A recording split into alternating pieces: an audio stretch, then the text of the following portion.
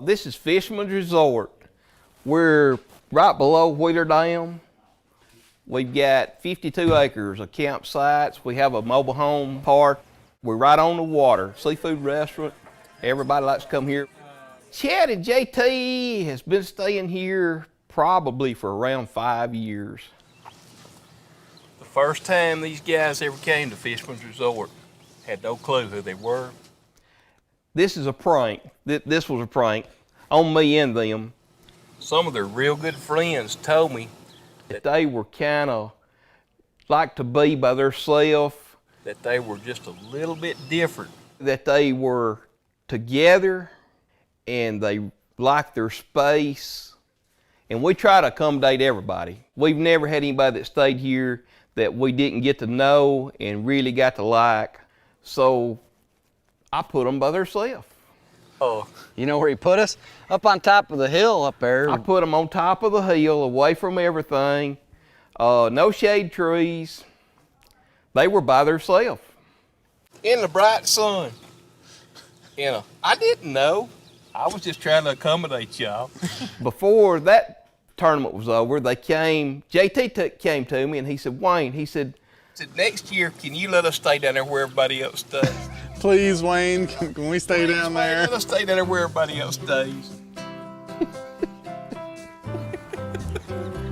And we graduated. We made it down here. We moved up in the world. We're down by the clubhouse now. In the shade. Yeah, we're kind of big time.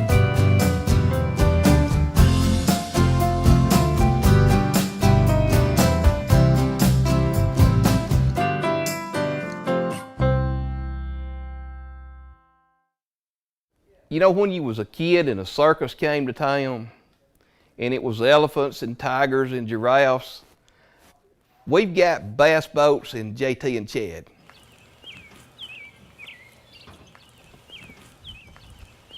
I don't know who picked up my truck. There's mud. The truck's clean, but the mirror is full of mud. Somebody drove my horse through the mud. Well, it happens. Remember last time you It's drove awful. your own horse through the mud? Yeah, but I can drive my own horse through the mud. I don't want somebody else driving. Look at this. Well, you know what, Jake? Before they gave it to you, it wasn't yours. Brand new, and now it's a muddy horse, diesel horse. Idiots. How would I describe them? These guys, this is how they are. This is not, they're not actors. They're not paid actors. It's obvious they're not paid actors. That's how they are in real life. They're the same anytime you see them. It's a pleasure to be around them. This is really how they are, yeah. You know, it's not, this is just them. Idiot comedians would be a good description. That's my description of them. We're natural idiots. Right. Yeah, right. We don't try to be idiots. Yeah, I was trying to say that Nicely. nicely. Yeah. Yeah, I was trying to say that nicely. Well, it didn't work. I don't think I've ever been called an idiot from a redneck before, but. I can't think of any other word that would describe them any better. I got it. Jack. What's up, buddy? Hey, you know you're big time, Wayne. You're on the front page of the Shoals paper. How about that? I mean, Wayne, that literally goes out to hundreds of people. No! Look here, man. I just hope I'm on there on the last day instead of the day before it starts. Oh, Yeah, wait a you minute. deng catch that here. I No. got something else to show you. Hang on just a second. I got something else. This was in the bank. And you took it? A tear-off. This is a tear-off. Stole it from the bank. Yeah. Awesome. Look at that. Stop number 5 of the Walmart FLW tour takes us to Florence, Alabama, to Pickwick Lake. It's summertime now on the TVA system, and that means one thing and one thing only, ledge fishing. For its size, Pickwick Lake actually fishes really small, which leads to a lot of crowding. When you have maybe 20 boats sitting on one school of fish and you didn't see those guys there in practice, things get kind of hot. It's only that way on these Tennessee River ledge tournaments. It's the only way when this comes into play. It's a spot that you're fishing. Yeah, it's you think you're out in the middle of the lake, but it's a spot like as big as your boat. And there might be. I mean, you don't think you're out in the middle of the lake. We know where we're at. Oh yeah. But you're if fishing, you're you're looking, fishing an up current point, that the current's blowing on, and all the feeding fish are stacked right in one little spot, and if you don't get your bait right through that area the size of a boat, you're not going to get a bite, because they're not feeding over there by that car or over there. They're not. That's not where they're feeding. The dinner table's right here, and if you're not throwing right in there, and the guys that are smart, when you get a spot like that, you catch 4 or 5 out of it, and then you drift off and you keep throwing, but you're letting it rest. You're acting like you are still fishing, but you're not on it. And then you let it rest for 20 or 30 minutes, and then you, without either, your co-angler doesn't even know you're doing it. But you ease on back up there to the, your waypoint. You throw up there and you catch 4 or 5 more out of it, and then you just start off a trolling motor. And Don't be taking pictures of us. Thinks he owns a place. He owns a place around here. Andy's renamed everyone. He's calling everyone vultures now. He said someone else does the killing and they come in and eat everything. Yeah. Is it Sandy Morgan? Yeah. Because he's seen it all week. He said he'd be fishing a spot and it may not even be anything that he's fishing. And a boat would go by and he goes, watch how far they go until they shut down. And then every time they turn and come idle back towards him. Vultures. Because you can look on your track line and know you're idling up that ledge, and then you still get, when you get 100 yards from him, you take off. Yeah, because you can mark what he's on. But then you can come back and right there's where I saw it. Then you come right back to where you left off. And when he's gone. Right, and then you can idle through. He knows what they're doing. Oh, that's why he's calling them vultures. It's the mentality of the new fishermen, the younger guys that haven't been doing it as long as we have. They just don't care. Right. Which that's what I told Andy. I go, you got to do it. And he goes, oh, I know. I hate to do it, but they don't hate to do it. They just do it. They just pull it. They don't even ask. He goes, I ask. I go, I ask. One of these days I'm gonna cut Chad's fingers, but it's not gonna be real bad. I got 10 other ones. You're missing part of it. Oh, gee whiz. About got my thumb on that one. Mm-hmm. Magic. Now you can go to the store and buy these for $6 a piece, or you can make them yourself for next to nothing. about 20 cents probably. That one's a long one. You can cut a little bit of that That's off. what she said. That's not what she said. She has never said that. Never? No. Dang it. I know her. Right?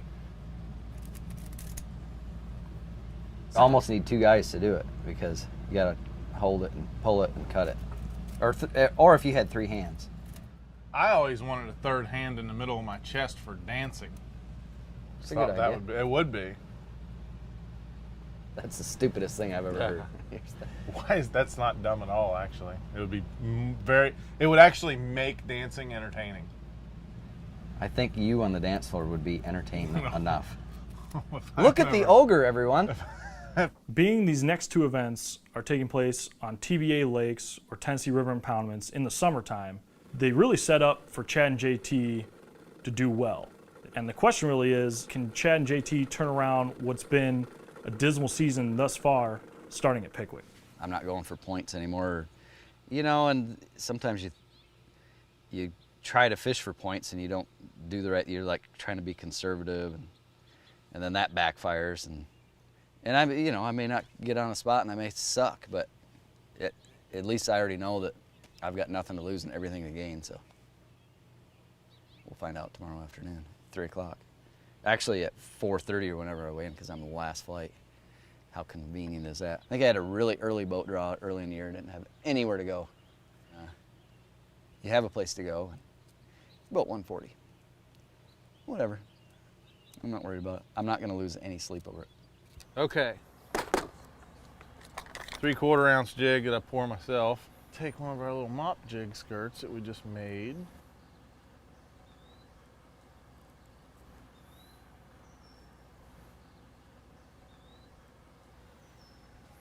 As such, take a Gambler Mega Daddy.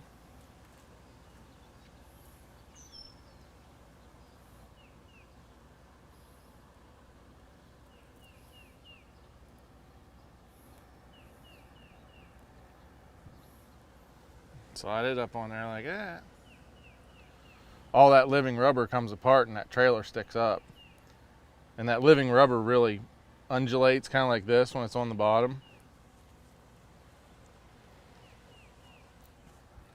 It's not my very favorite bait on the Tennessee River, but it will certainly catch some good ones sometimes. And it's a situational thing too. Like, I've never really done really great on these big mop jigs anywhere but the Tennessee River in the summertime.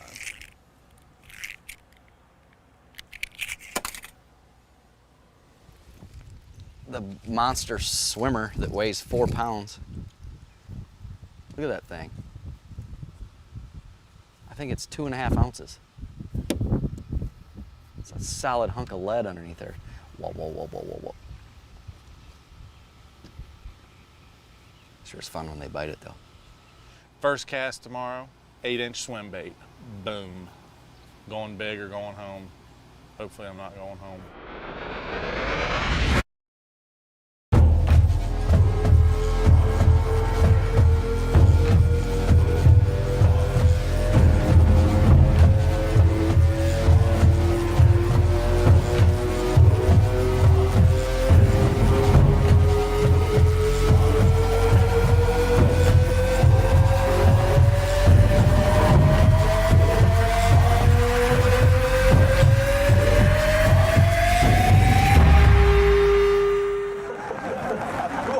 Chad Grigsby, good to see you, sir.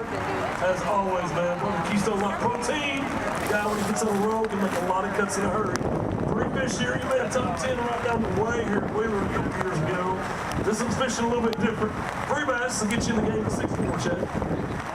At the end of day one, Chad finds himself in a very bad spot down in 138th place. You know, I didn't have a very good day, obviously. Started out in a spot, and started out 2 boats, and then 3 boats, and then 4 boats, and then, you know, it became a regular cluster uno.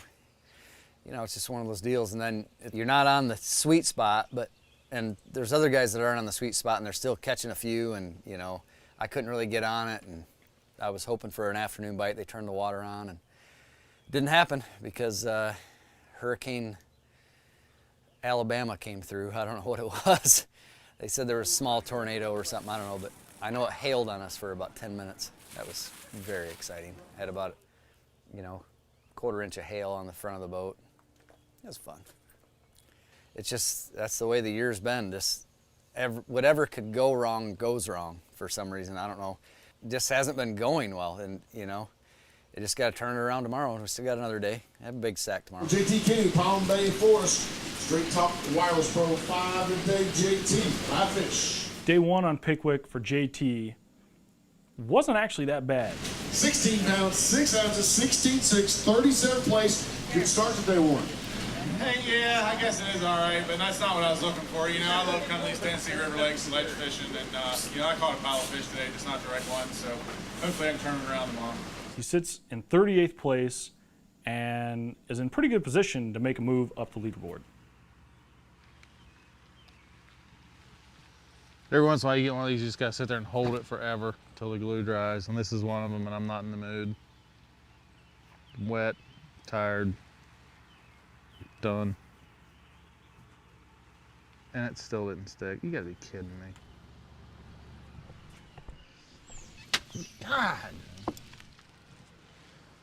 The great news is they're like $4 a piece.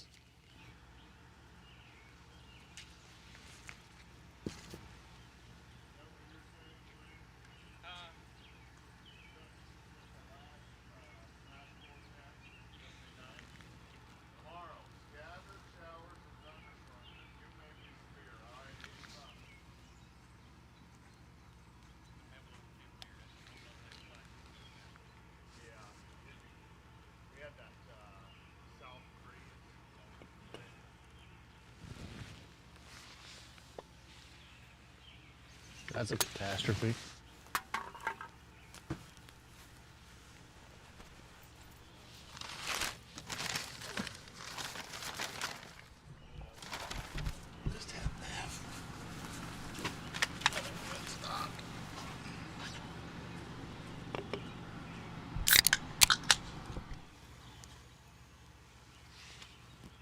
The day's getting worse. Now I got a foamy beer. Like after being on the water all day long, this is really what I want to do, is come back here and rig these stupid swim baits because it's the only thing that these fish will bite. This week, I have not caught one on a crankbait. Not one. Piece of Split it, huh? That's $3 down the drain. This is the second one I've ruined. You're overdoing them. Be gentle. Don't stop overdoing it. You're muscling them a little too. Huh? Take it. Gets my ass height. Take it easy. Those are like cracked bass fishermen. You can't keep ruining it. I know. What I hate, 3 out of 5 swim, and then you get 2 that, you just might as well throw like $2. I'd have more fun just like burning $2 than just having a swim bait that doesn't swim right, that you paid $2 a piece for. Yeah. Oh, don't muscle it. Don't. That's a beauty, Clark. I won.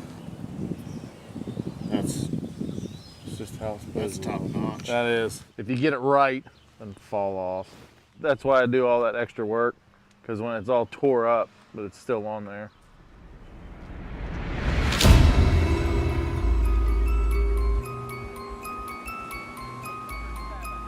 Hopes were high for Chad and JT at the beginning of this event, but after day 2, both of them saw a drop down the leaderboard, with JT settling in 67th place and earned himself a $4,000 check. Meanwhile, Chad dropped all the way down to 149th and took home a whole lot of nothing. I don't even know how to catch bass anymore. They didn't bite. Evidently. The only thing that I do get to look forward to this evening is calls from home. What happened? Why didn't you catch him? I didn't feel like paying any bills. I gave up. You quit, didn't you? Hell with it. I quit it, and I didn't have anything. I quit at 9 o'clock. You pound and pound and pound, do everything you can do. Oh, and I'm sure right away it'll be, well, you're not going to make the cup now, are you? Oh, really? No shit. With finishes like this, the guys not only dropped on the leaderboard, but they also fell a lot in the standings to qualify for the Forestwood Cup. And in a year that seems to keep adding to the pile of, I bet they're probably attracting some flies by now. You got a lot of flies in here. Where the hell did they all come from? You guys probably have something dead in here, I'd say. He's right there, Jake. Where? Oh, he went around the corner. He's coming back. He's coming back. That's it. I'm going in. There's 4 right there. Get him. He's right there. Got him. He dead.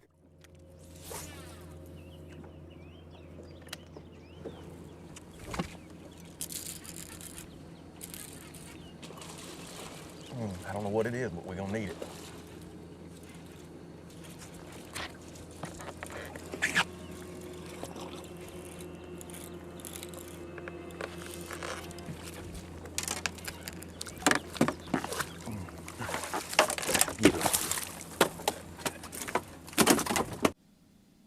Talking about Hackney. Hack. Attack! Give me some skin. After cracking over 31 pounds on the second day, Greg Hackney took the lead and never looked back.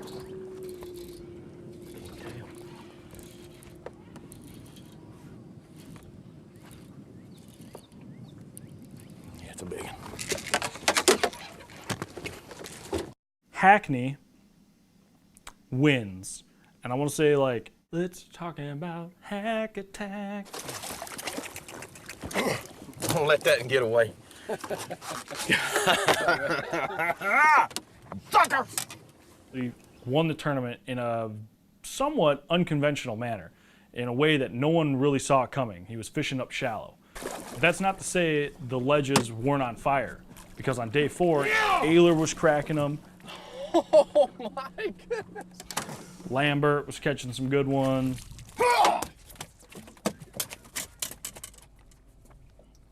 That's a good one, huh? That changed the game. Michael Neal was catching tons of fish. Come here, fish. Yes, sir. It was pretty much a slugfest out there. Yes, sir. Piles of fish that Chad and JT never got to experience because having not made the top 20 cut, they spent their days 3 and 4 signing autographs and meeting fans at the FLW Expo. How you doing? Here you go.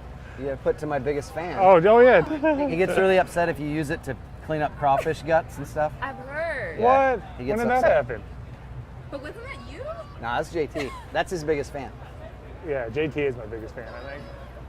Now, the cool thing about going to Pickwick Lake or places like it where we don't travel to often for the tour is not only seeing the excitement from the anglers to get to travel to a different body of water, but also seeing how excited the fans get when a major tournament operation rolls into their town.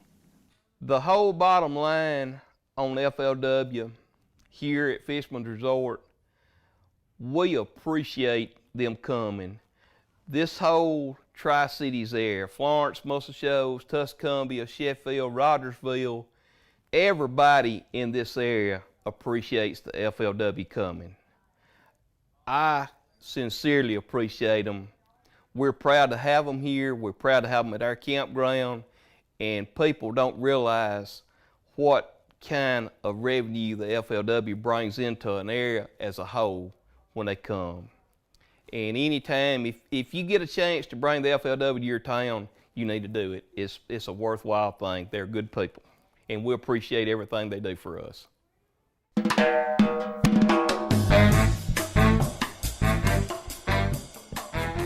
So apparently, JT Kenny had misplaced one of his cards in mine. To my biggest fan.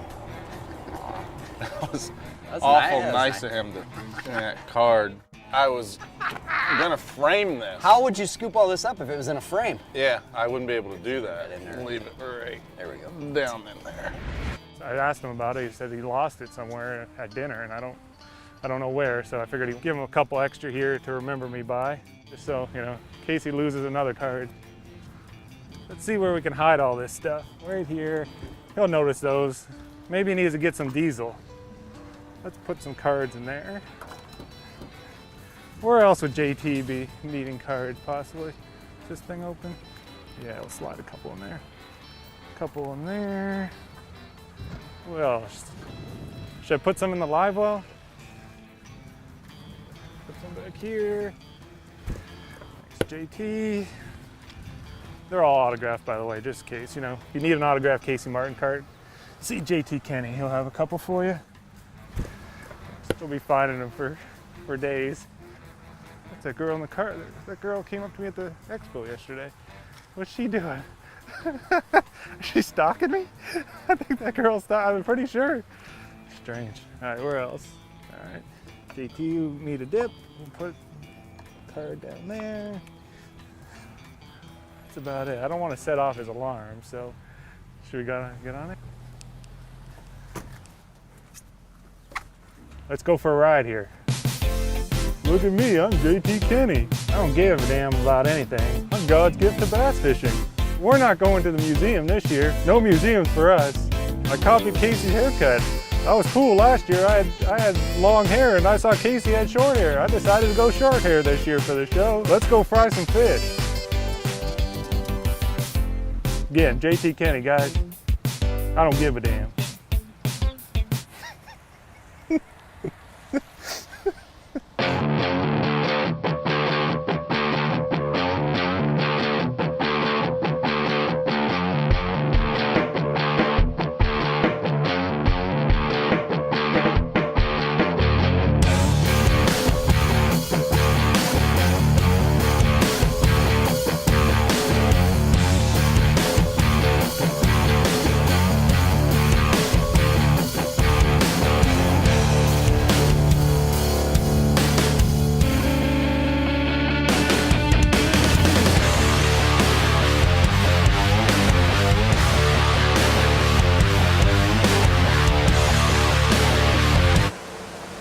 You want me to talk straight now?